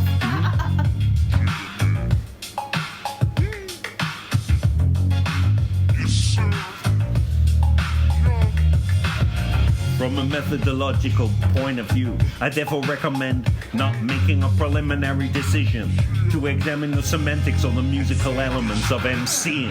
It may be that we can relate the semantic devices of a song to the musical ones, which might in turn improve our flow's readings. This will broaden our analytical perspective toward both the socio-cultural context and the intermedial fabric of the song, established by its vocal delivery over oftentimes sample beats, mostly related to music videos as well as other media. Although the main interest to this chapter is the rhythm and rapping, which is called flow, I will first give a very brief overview of some common lyrical aspects with respect to MC's use of rhetorical means and rhyme. This will lead to the examination of the musical quality of lyrics, to their rhythmical organizations. Flow, flow, flow. Give it up!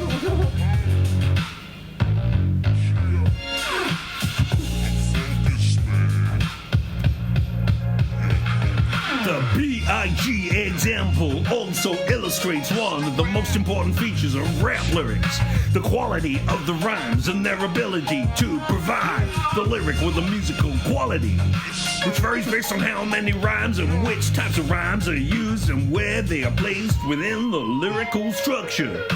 Rhyme is a repetition of the same perfect rhyme or a similar huff or slam rhyme sound between two words, locating these segments mostly at the end of the words.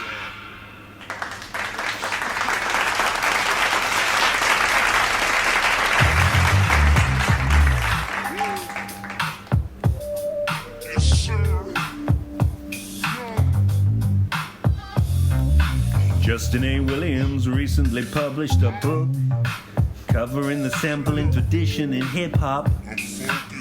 in both the narrow sense of digital sampling and the broader sense of musical borrowing.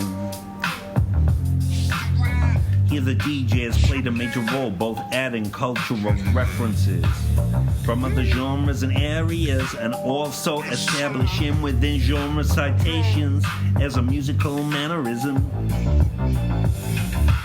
Readers who want to stay updated on new technology for DJs are encouraged to browse the contents of the major scientific conferences in the sound and music computing area. These include the new interfaces for musical expression, the Sound and Music Computing Conference, the International Computer Music Conference, the CHI Conference, the Advances in Computer Entertainment Technology. Yeah. Now, hip-hop knowledge, fifth element of culture, migrated from dislocated ghettos to corporate boardrooms to the corridors of the Ivy Towers. Hip-hop knowledge, the fifth element of the culture, has migrated from dislocated ghettos to corporate boardrooms to the corridors of the Ivy Towers. While this is an exciting innovation in formal education, this move is likely to antagonize the integrity of hip-hop knowledge. What place, if any, will radical, counter-hegemonic thought, Afrocentrism or street knowledge, having spaces that operate primarily for the reproduction of race, gender, social class advantage? What does knowledge of self mean for students training to become future owners of Wall Street hedge funds? Timely as Houston Baker's early declaration that the ultimate goal of hip-hop studies should be to disrupt the fundamental whiteness and harmonious westernness of higher education.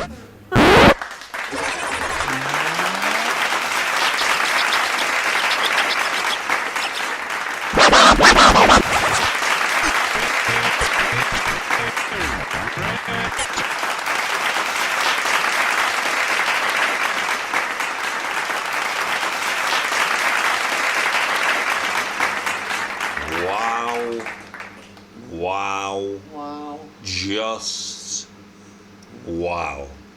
Now you know so much. Even the footnotes. About hip hop. Yeah, there were a few footnotes Yeah, in there. amazing. There were a few footnotes. I know all about the white words. Yep. And this Wow. this is ways to have fun. You put some well, in this case, AI made hip hop instrumentals, which I use them just because they're funny. They're on YouTube, and then you got to You don't rap make them, you have to specify. your You encyclopedia. don't make the music because there's no point. It's already there. It's on already YouTube. there. It's generic. It's recycled. It's like buying from a charity shop. There's not really many resources involved secondhand. Yep, exactly. Well, there's been quite a few amazing musicals on this radio program recently. How many radio shows I mean, there's been a lot are of just singing. jam-packed with musicals? There's just so much singing. We've had Pedophile. Pedophile. We've had Trapped into Lodge, the Freemason Lodge. musical. Yeah. We've had Capital, the musical by Karl Marx and Andrew Lloyd Wasn't that an Webber. opera? Oh, that was an opera, Capital the opera. We had Mark Zuckerberg. Mark Zuckerberg. That was like a rock I'd opera. forgotten about the rock opera on About Mark Zuckerberg. his, like, interpersonal relationships and that time that he got everyone together. Him and his now wife got everyone together to tell them that there was a surprise birthday party. Yeah. But actually It was a wedding. And so everybody went to watch. Okay, they invited and then- us all here, and then but it- it's and for a then it's different actually event. for a different thing, and everyone had to Yeah. pretend that wasn't just really, really confusing. And Yeah. definitely some sort of mark of latent psychopathy. Some sort of Mark Zuckerberg Mark of latent Zuckerberg psychopathy. Of the coming batch of anti-Christs. Yeah, I mean, it's I mean, great they're all now, sort isn't of it? like, I think functionally they are. Pick your own, choose your own Antichrist. And this is why he's even weirder. Who was that? Pedophile. Pedophile. even weirder, he doesn't believe in the Antichrist as like, devil with horns. He believes in it as a functional position that someone might be able to sort of get into as a position of power. Well, which he is doing. He's doing it. Which he he's is doing doing. it. So in that way, then we can pick whichever one we want. Maybe you can have one for like each day of the week. Yeah, I mean, you probably could by this point. Did you know that apparently J.D. Vance is Pedophile's like apprentice? Oh, right. He's his apprentice. So J.D. Vance getting into the White House was apparently basically Pedophile getting into the White House. Right, okay. Because we all love Palantir. Yeah, and that was... Oh, we had Palantir the musical, didn't we? Well, that was Pedophile. Pedophile. But there was a whole sort of like separate section about... Oh, yeah, it's very, very Palantir heavy, of course. But also, lest we forget, we also had Pamper Time, the musical, in which all of the male celebrities get what they deserve, which is a bit of me time. And that's the loveliest one. Don't eat your dinner when you're listening to that one. You can hear these on YouTube, incidentally, and also on Soundcloud Radio's Mixcloud. Yeah, all major podcasts. Is that all musicals?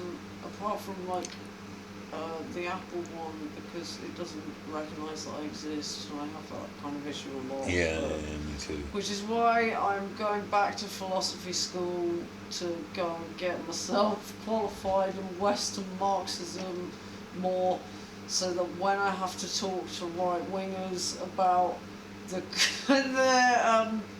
conspiracy about the cultural Marxism takeover, I can point out why that phrase in itself doesn't actually make any sense. It doesn't make any sense, because does postmodernism and Marxism and stuff talks about, isn't it that like postmodernism sort of talks about like breaking, it was postmodern cultural Marxism, but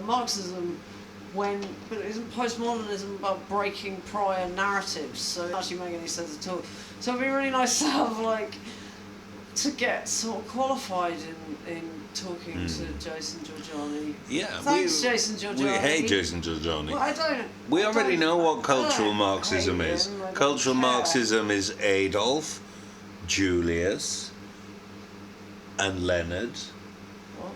The Marx brothers. Adolf is Harpo, the nice Adolf of the 20th century. Pick your Adolf. Is it going to be Harpo Marx or the other famous Adolf of the 20th century, Adolphe Monjou? Which one's it going to be? Who knows? I'm sort of in love with all the Marx brothers. I thought you were going to say you were in love with Adolphe Monjou then. I don't know. No, not many people know Adolphe Monjou now. He was a very famous man. He was a screen actor, rather dapper fellow, had a little pencil moustache. He may have started, I think he started in the Silence, and then he... started in the Silence. Yeah, we do all start in the Silence. He was apparently, I think, quite a nice, gentlemanly Adolf. Right. And Harpo Marx was, well, I can, off the top of my head, I'm saying just we shouldn't generalise here, because in the 20th century... Oh, no, wait a minute, there's only really one of them that was super bad. In the 20th century, I've named 2 positive Adolfs, and there's only one negative Adolf in the 20th century. Who were other negative Adolfs? I mean, I can't think of any other Adolfs at all, apart from Monjou, Marx, and Marx and Hitler, the 2 Adolfs. Yeah. That's, I mean, it's interesting. It's fascinating once you start to look at history. If we had gone with Marxism, then everybody would be going around with little horns and little wigs and top hats and doing mime in silence. And obviously, you know, Marxism, it's just, well, it's never going to happen because it's impractical because, you know, me, I am a horrible person and I would never share with anybody. So it's just impractical. But I think Marxism is kind of like a description of like analysing sort of stuff about how, well, from what I get from it, it's a really useful, like the big one, is a really useful tool to understand how the neurotypical workforce operates and why they always haze me out of employment. So thanks, Karl Marx.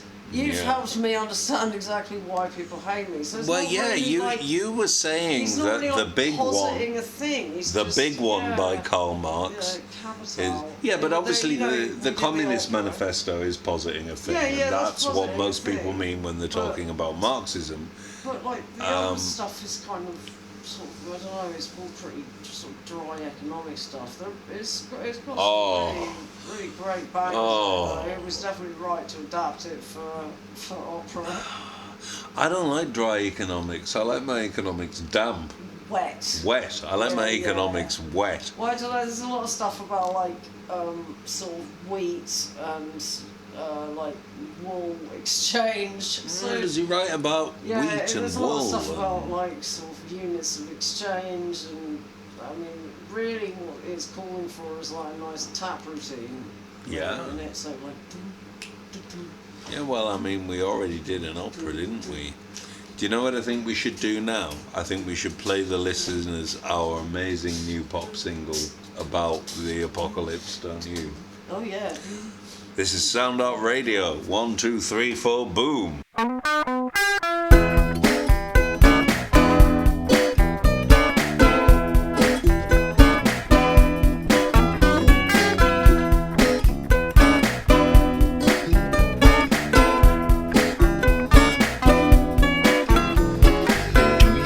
Climate change gets in the way of your exercise routine. How often do you dream, and how apocalyptic does it seem? Ever seen the Paris scene?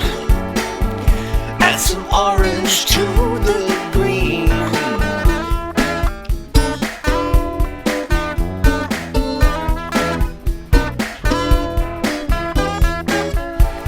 Seen a summer scene, next year sure to be serene.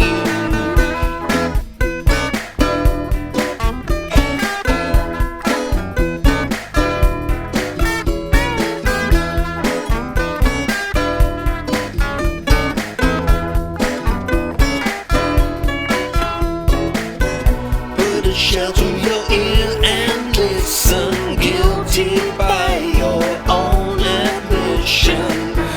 Put a shell to your ear and